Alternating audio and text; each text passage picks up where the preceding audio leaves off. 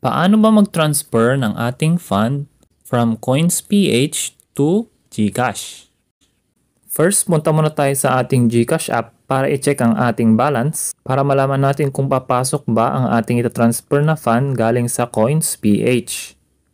So, click lang natin ang ating GCash. Then, enter lang natin ang ating MPIN. So, ang ating available balance is 650.62. Next is, punta lang tayo sa ating CoinsPH app. Click lang natin tong CoinsPH app. Then, enter lang natin ang ating PIN.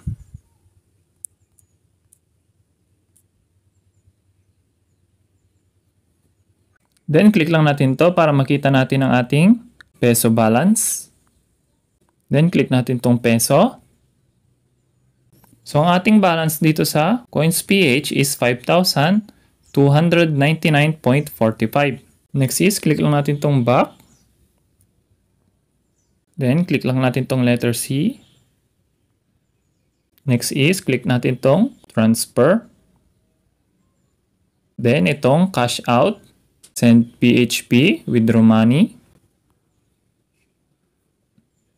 So, dito, i-scroll lang natin pataas.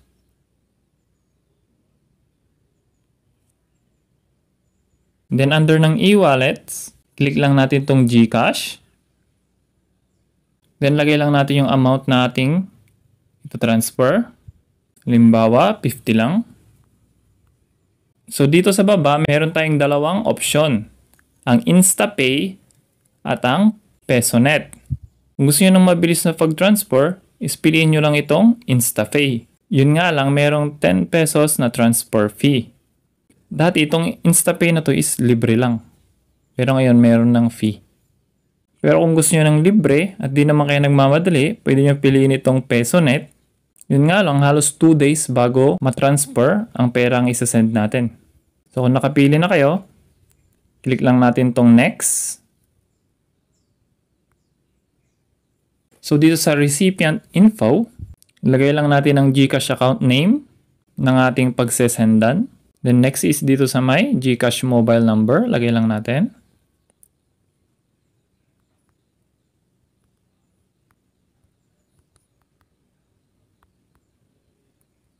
Dito naman sa recipient mobile number, pwedeng lagyan or hindi. Pag okay na, click lang natin tong next. Then double check lang natin, make sure na tama. Pag okay na, scroll lang natin pataas.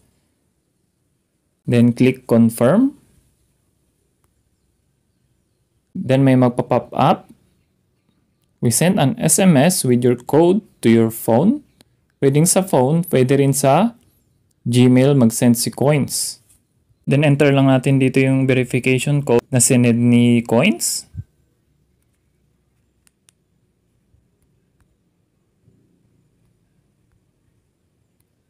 Then click submit. So send 60 pesos to GCash InstaPay.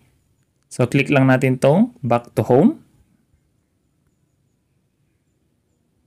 Then click lang natin ito ulit para makita natin kung nagbawas ba. Then click tong peso. So kung kanina ang ating balance is 299.45, ngayon is 5,239.45 na lang. So nagkaltas na siya. Next step, check lang natin ang ating GCash kung pumasok na ba. Click lang natin ulit tong GCash app. Then enter ulit natin ang MPIN.